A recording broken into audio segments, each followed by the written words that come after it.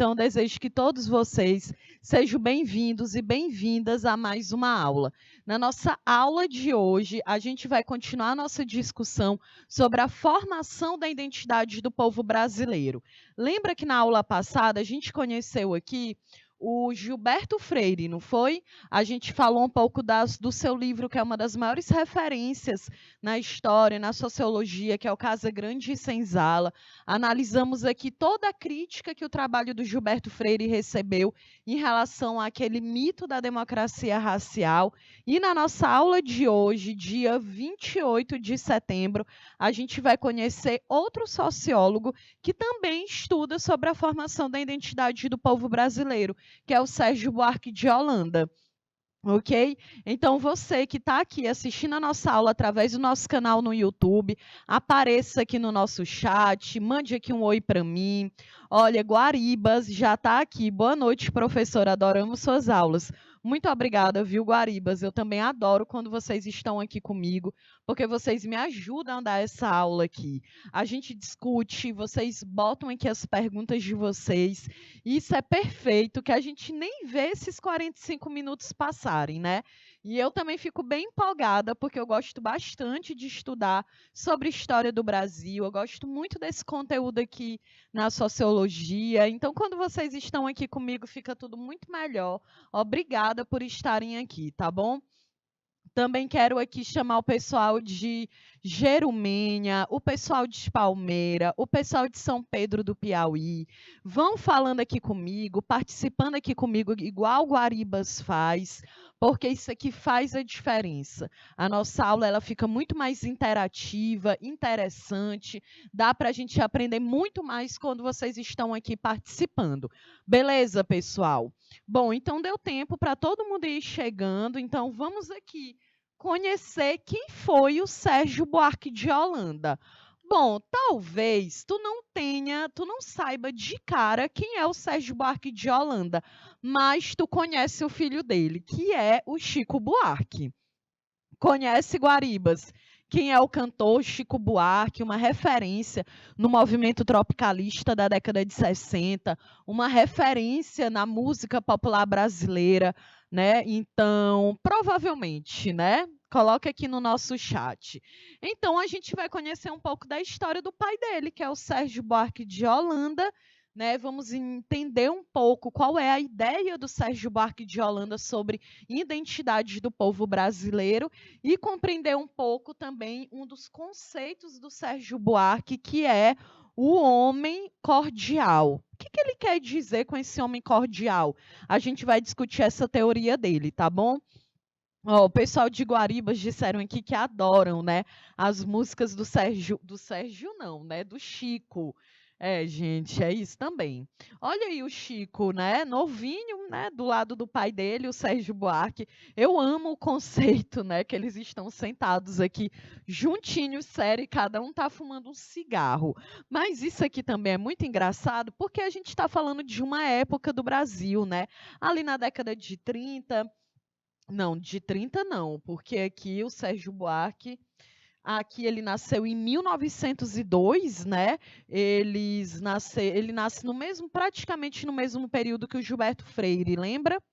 Então, aqui é muito aquele conceito, né, gente, do que o cigarro, ele deixava a pessoa mais jovem, mais atraente, mais popular.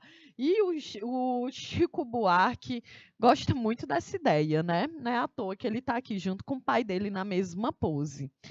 Guaribas disse, só que meus alunos não conhecem. Infelizmente, tem muito essa questão, né? É muito importante a gente pensar que música faz parte da cultura. E a cultura, ela não é algo estática, parada. A cultura, ela também vai se transformando à medida que a sociedade se transforma. Então, é óbvio que hoje faz muito mais parte da cultura popular o funk, o forró, o piseiro, o sertanejo. E, gente, não existe essa ideia de música melhor ou pior, cultura superior ou inferior. Cada estilo de música no Brasil é parte da cultura de um povo, né? E assim como Chico Buarque já foi muito mais popular no Brasil, né. Então, é interessante vocês que estão assistindo essa aula agora, que nunca ouviram falar no Chico Buarque, gente, joga no Google, vê se tu escuta alguma música, talvez tu não goste, talvez tu goste, é interessante também ouvir um pouco da letra, né, para aprender um pouco mais sobre a história do nosso país, tá bom? Bom, então vamos aqui conhecer o Sérgio Buarque de Holanda. O Sérgio Buarque, gente, ele nasceu em São Paulo no ano de 1902. Ele foi um historiador, escritor, sociólogo, jornalista e um crítico literário brasileiro. Um dos seus livros que é referência é o livro chamado Raízes do Brasil. Lembra, durante essas nossas aulas, agora, praticamente até dezembro, a gente vai estar estudando sobre sociologia brasileira. E aí eu quero que você se ligue. Todo sociólogo ou socióloga que a gente vai conhecer aqui, a gente vai estudar um pouquinho da sua biografia, porque é muito importante para a gente conseguir se situar, né? A gente vai estudar um pouquinho da sua biografia, vai estudar a sua principal teoria e o seu principal livro. Ok? Então, do mesmo jeito que a gente aprendeu no Gilberto Freire, Casa Grande e Senzala, e também a teoria da democracia racial, a gente vai conhecer aqui o Sérgio Buarque, né, em que o livro, gente, que é uma referência na historiografia, é Raízes do Brasil. E quando eu falo historiografia, quer dizer que é a escrita da história. Então, ele é um historiador. Ele escreveu, ele desenvolveu uma pesquisa sobre um determinado conteúdo da história do Brasil, beleza? Então, gente, o Sérgio Buarque, ele introduziu o estudo do Max Weber. Olha aí, a gente já estudou muito Max Weber aqui esse ano, e o Sérgio Buarque, ele meio que se inspirava no Max Weber, né? Foi no Max Weber que ele baseou a sua teoria de o homem cordial. Então, vamos aqui entender, né? Como assim homem cordial, né? Antes da gente entrar nesse assunto, eu quero muito que tu se ligue aqui na sociologia brasileira, sobre o surgimento da sociologia brasileira. Então, essa disciplina e esta ciência, que nasce no século XIX, foi uma ciência completamente influenciada por dois acontecimentos. Duas revoltas burguesas, né? Quem é a burguesia? Os comerciantes. Então, Revolução Francesa e Revolução Industrial, ambas aconteceram durante o século XVIII e influenciaram de forma direta o surgimento da sociologia no século XIX. Porque a sociologia, ela é aquela ciência que ela explica os fenômenos sociais. Então, a sociologia, ela tenta entender o que faz parte da nossa vida enquanto ser social. Então, a sociologia, ela se interessa pela economia, pela política, pela música, pela sexualidade, pela religião, pelo poder político, em tudo que faz parte do nosso cotidiano. E ela nasce na Europa no século XIX e ela chega ao Brasil ali no século XX. Então, a sociologia ela é marcada por dois períodos aqui no Brasil. O primeiro período, gente, ela ocorreu ali na metade do século XIX, ainda durante o segundo reinado, né, com Dom Pedro II no poder. E não havia universidades no Brasil aqui nesse período, e não havia também estudos específicos em relação a questões humanas e sociais. Era muito aquela ideia de que, beleza, eu vivo dentro de uma sociedade. Eu preciso saber da eletricidade, da gravidade, de elementos químicos, mas eu não preciso saber de como que a sociedade ela está organizada. Esse era um pensamento, mas quando ela surge ali na Europa no século XIX, ela acaba também gerando um impacto aqui no Brasil. Então a galera para pensar que nem o Augusto Comte, que é considerado o pai da sociologia, pensava. A galera pensa assim: olha, beleza, se eu tenho uma ciência que me explica que o céu é azul, que me explica quais são os elementos que compõem a água, que me diz o que é a gravidade, eu preciso de uma ciência para explicar fenômenos sociais e humanos. Então, eu preciso de uma ciência que vá me explicar como que uma pessoa ela se relaciona com outra no meio de um coletivo que é a sociedade. Então, começa a se valorizar no início do século XX o surgimento, né, de uma ciência que de fato ela consiga explicar esses fenômenos humanos e sociais.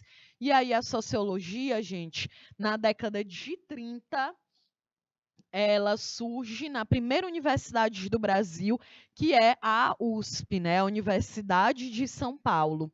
Então, isso aqui marca o segundo ciclo da sociologia no Brasil. Era muito comum professores que vinham de outros países para poder fazer essa discussão aqui, já que era uma disciplina que ela surge no século XIX na Europa, mas ela chega quase 100 anos ao Brasil, 100 anos depois ao Brasil.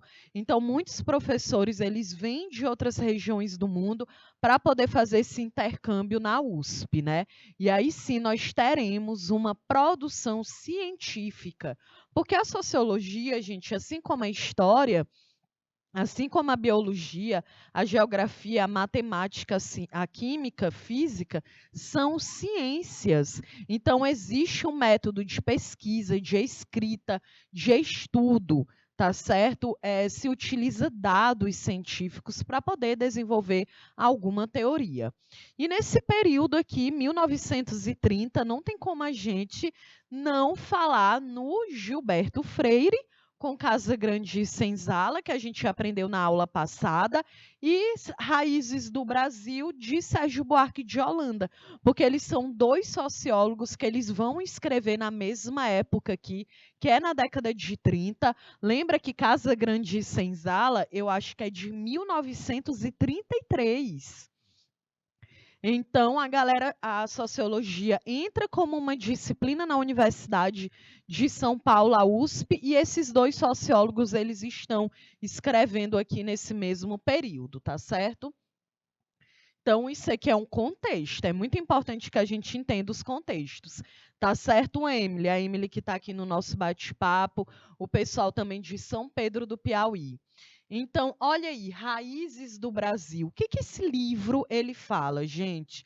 Ele é o primeiro e o mais difundido livro do Sérgio Buarque, e ele vai tratar justamente da formação do povo brasileiro, né, baseado em uma visão muito controversa que foi objeto de muitas críticas ao longo do século XX. Então, percebe aí, o Gilberto Freire teve sua teoria criticada e o Sérgio Buarque também. E a crítica, ela é normal, né? Então, o Sérgio Buarque de Holanda, gente, desde o fim da década de 20, ele tenta estudar um pouco sobre a formação do povo brasileiro, porque é um povo muito plural, muito diverso.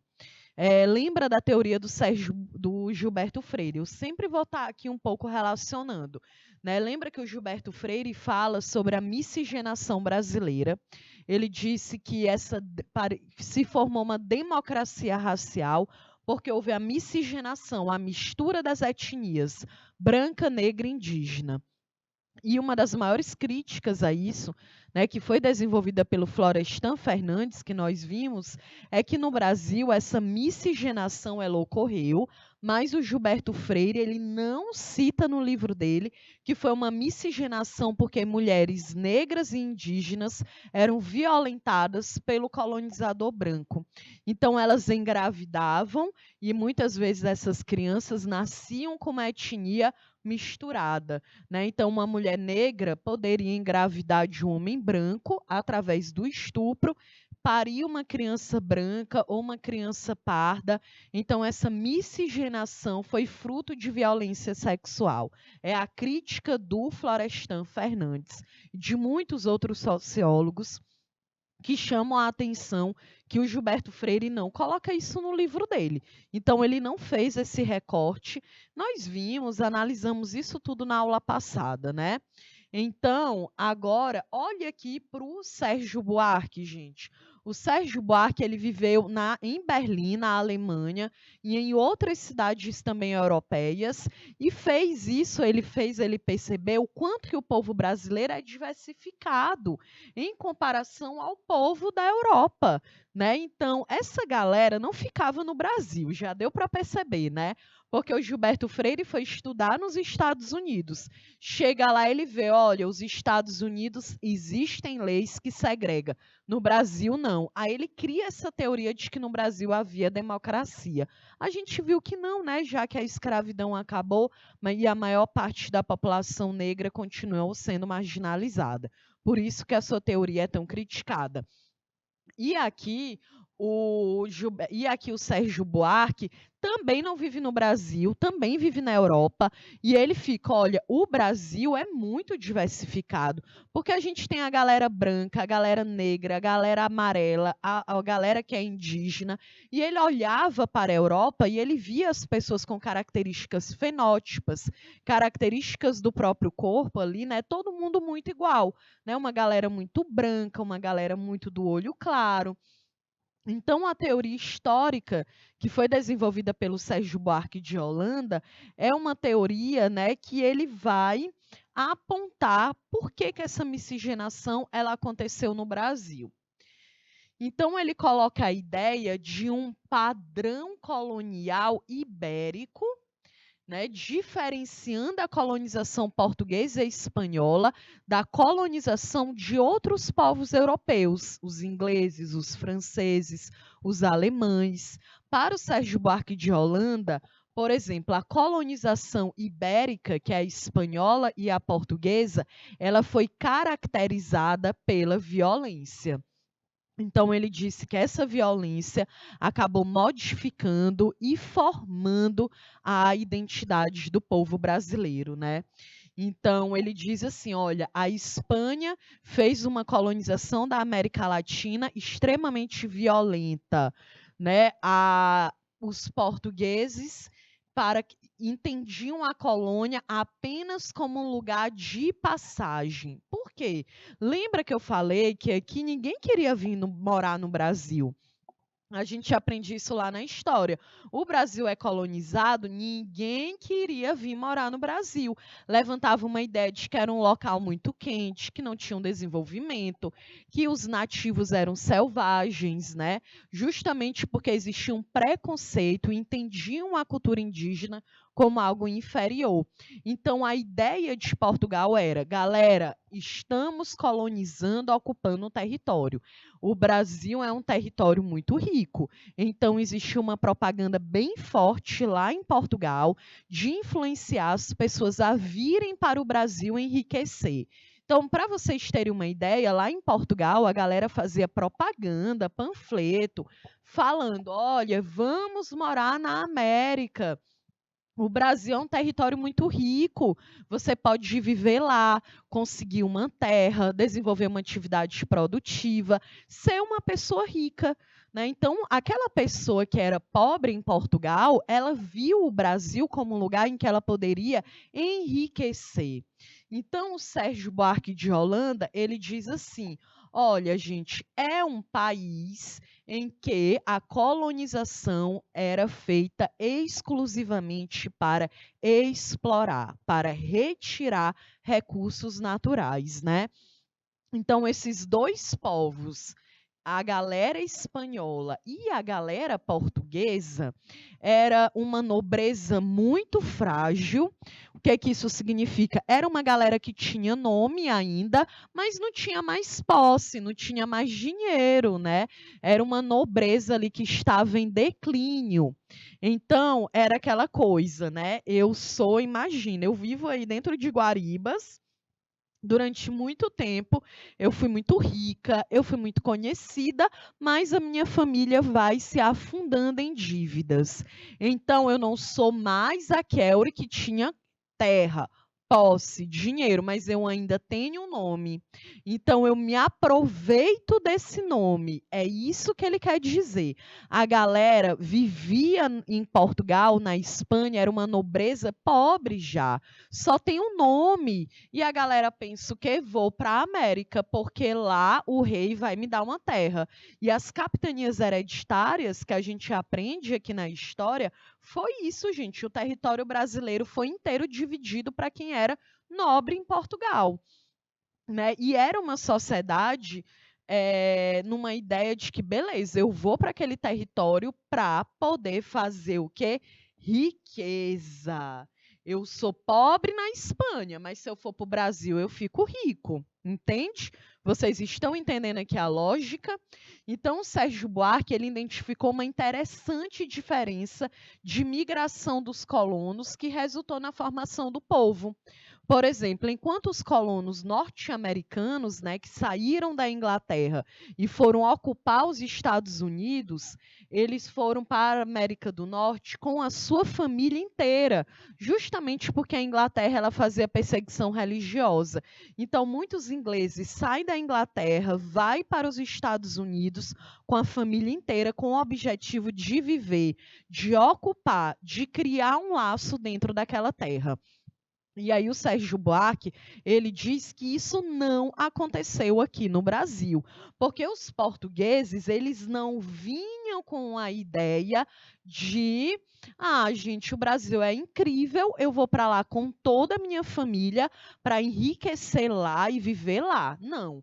A galera pensava o quê? Vou para o Brasil sozinho, vou enriquecer, depois eu volto com essa riqueza para viver em Portugal. Existe uma diferença, né?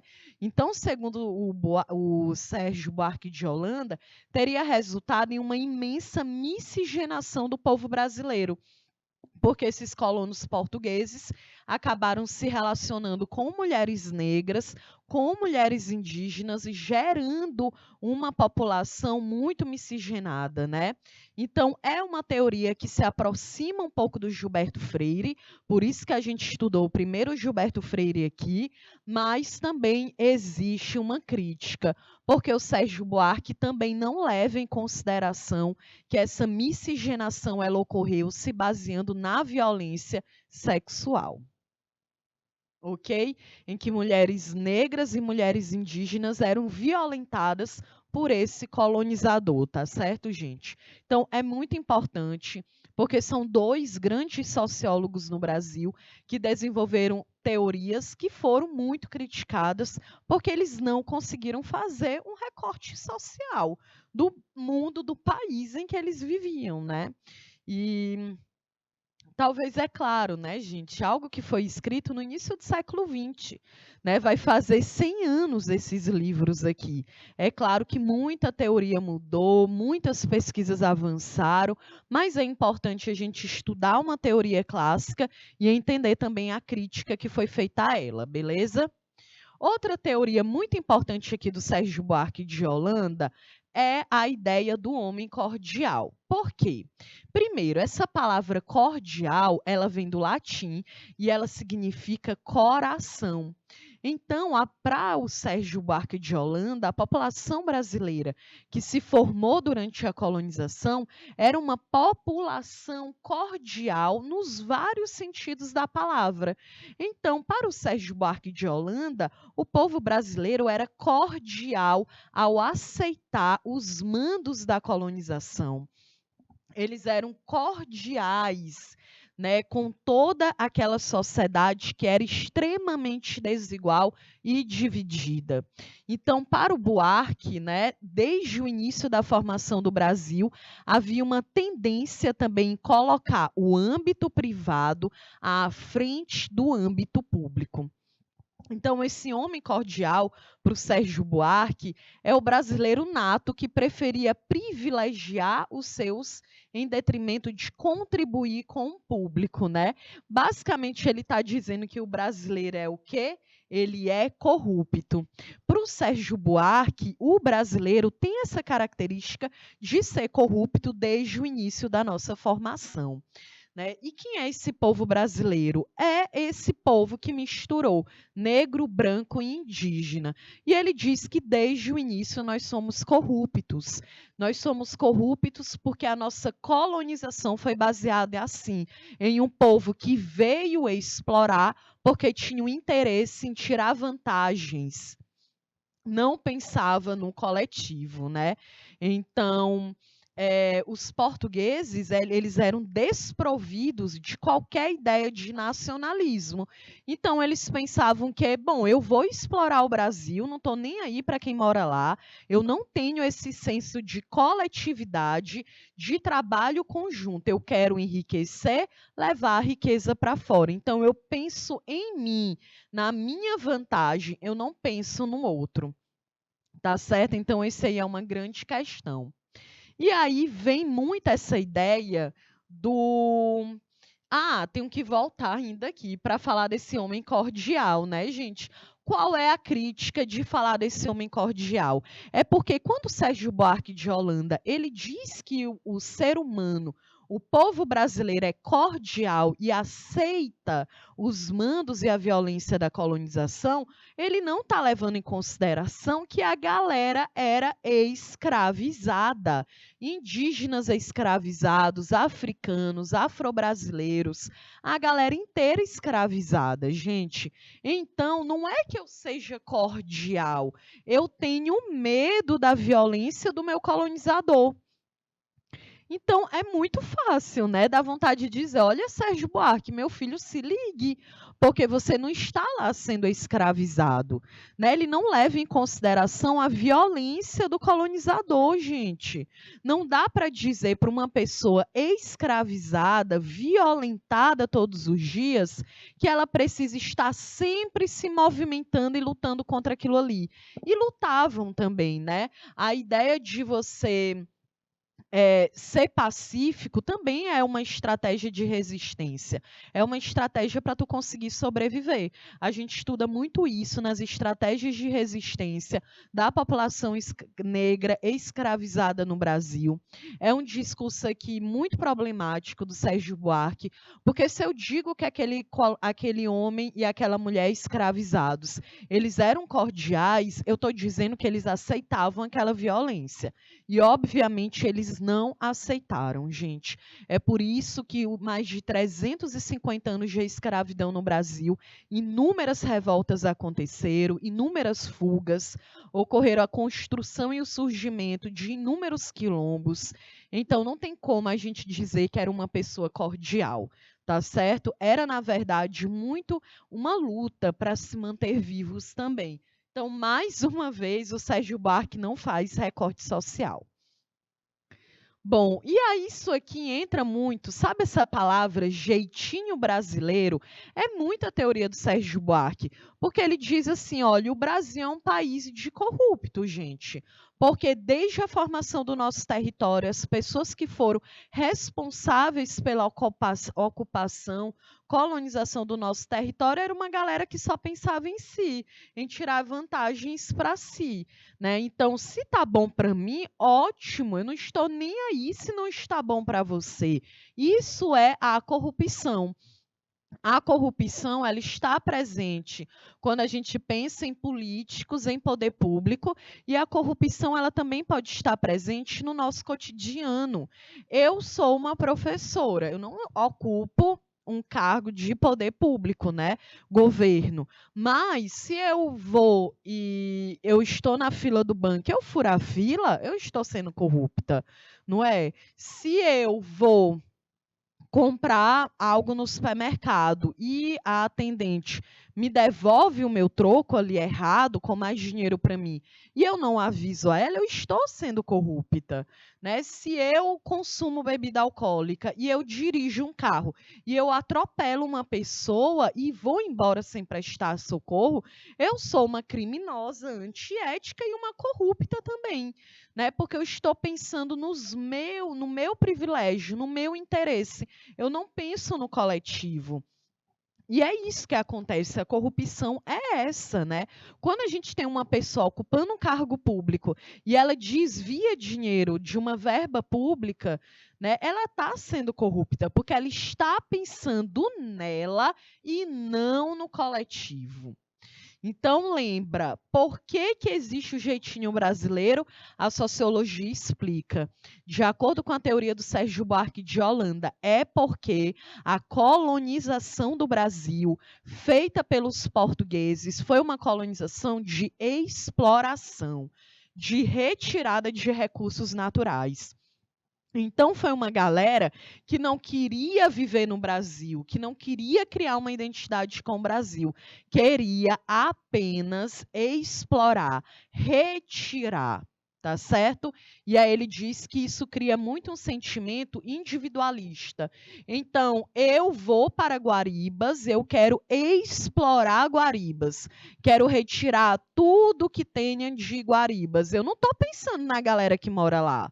Né? Então, eu vou lá, eu tiro a galera de dentro da casa dela, eu não estou pensando nela. Então, eu estou pensando, eu sou individualista, eu não penso no coletivo.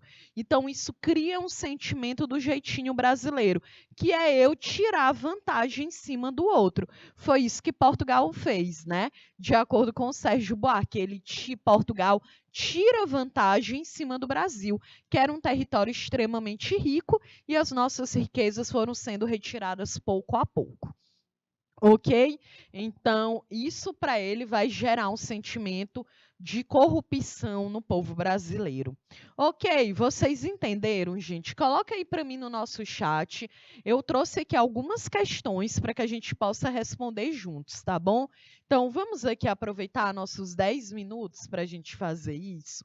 Olha, a primeira questão, ela diz assim: Raízes do Brasil é, sem dúvida, um dos livros mais famosos e centrais ao pensamento sociológico sobre o país.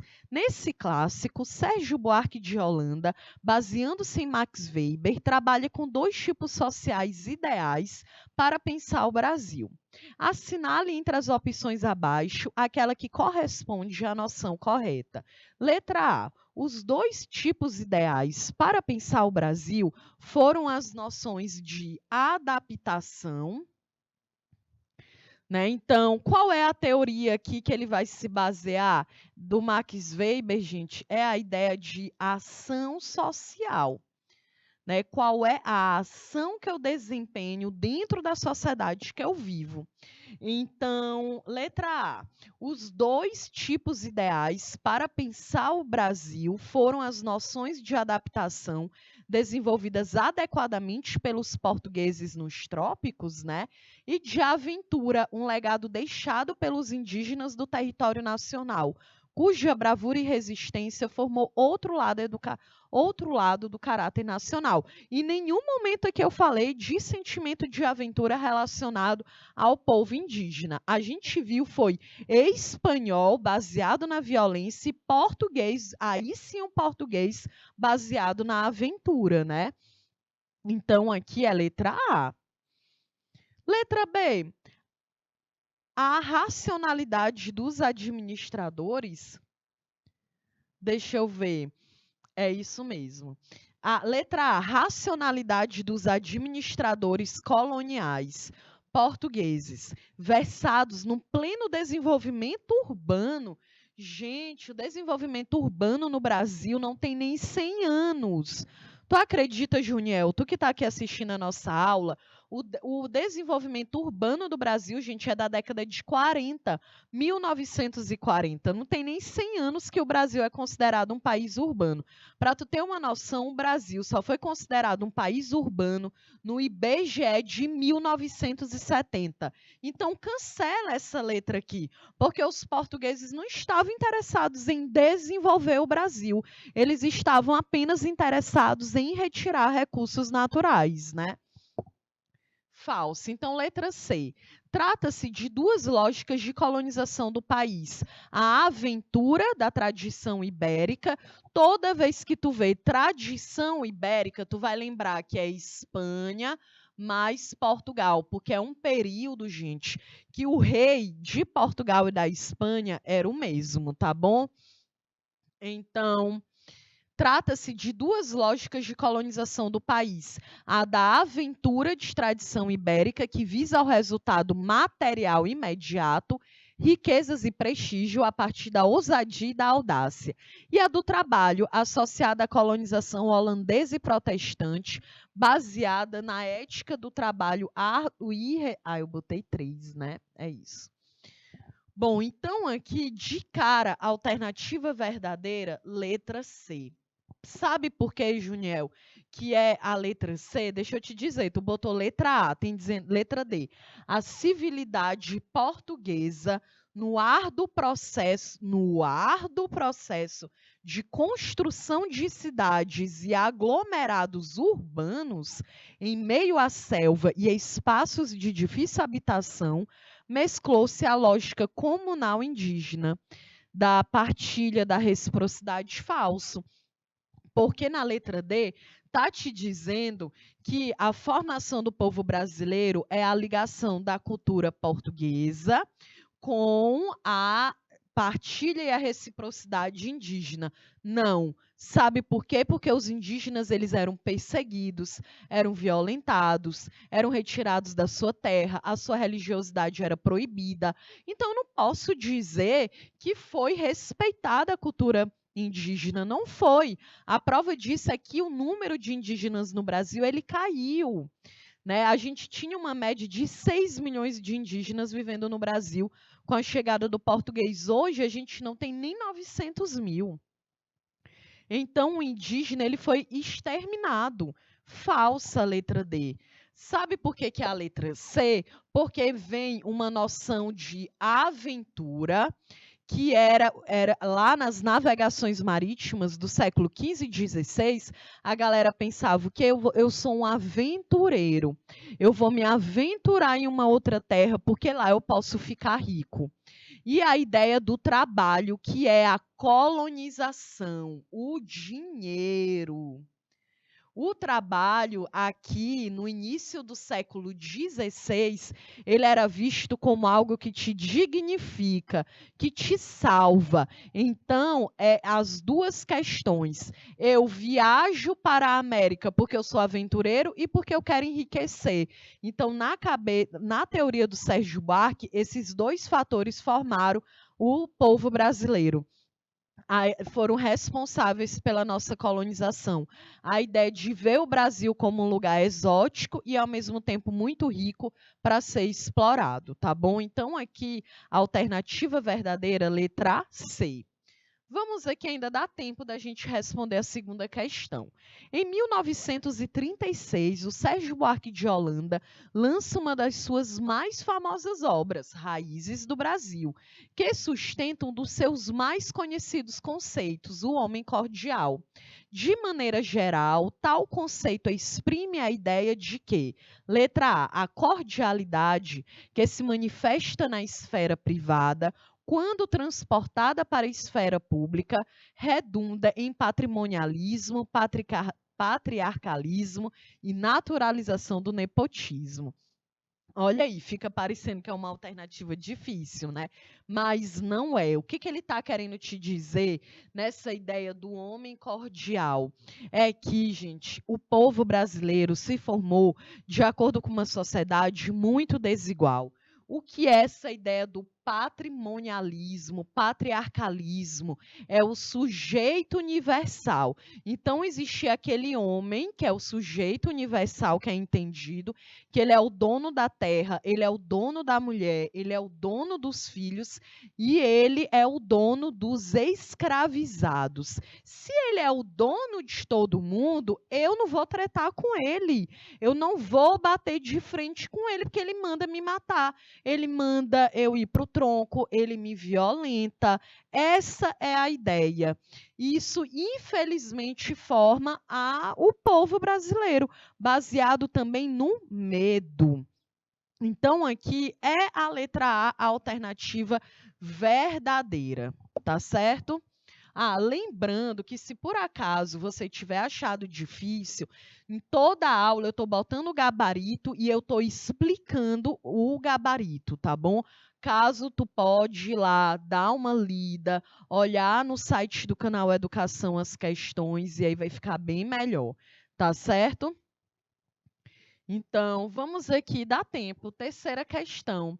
O capítulo que fala do homem cordial no Raízes do Brasil, né, é sem dúvida um dos mais discutidos do clássico livro da historiografia brasileira. É nele que o autor destaca uma característica cultural própria dos brasileiros, como a tendência a não achar agradáveis as relações interpessoais, né, típicas das ações do Estado, procurando reduzi-las a um padrão pessoal, familiar, afetivo. É aquela ideia de que tudo a galera leva para o pessoal, né? Então, para a gente poder responder aqui, do que esse homem cordial é muito baseado no conceito de coronelismo. Qual é o coronelismo? É um homem dono da terra. A gente estuda isso aqui na terceira série do ensino médio, lá na República Velha. O que é o coronelismo? É o patriarcado também. É o cara, o homem, já que as mulheres não tinham a posse da terra, então o cara é um homem, ele é dono da terra e automaticamente ele é dono de todo mundo ao redor, da mulher, do filho, da mãe, da casa, dos escravizados. Ninguém questiona ele porque ele te mata. Ele é um coronel, ele tem poder político. Então, o Sérgio Buarque, ele diz que isso moldou muito também o território brasileiro. Tá certo, gente? Né? Uma sociedade o quê? Extremamente desigual. Né? Então, a gente está encerrando por aqui a nossa aula. Eu espero que você tenha gostado, que você tenha conseguido entender. Na próxima aula vai ser um pouco corrido, porque a gente vai conhecer logo 3 sociólogos, que é para dar tempo da gente fechar isso aqui até o final do ano. Então, a gente vai ver o Caio Prado Júnior, o Florestan Fernandes, que a gente até já viu um pouco, né? E o Darcy Ribeiro, tá bom? Então, espero que você tenha gostado, que você tenha entendido. A gente se encontra aqui na nossa próxima aula. Então, beijos e até mais.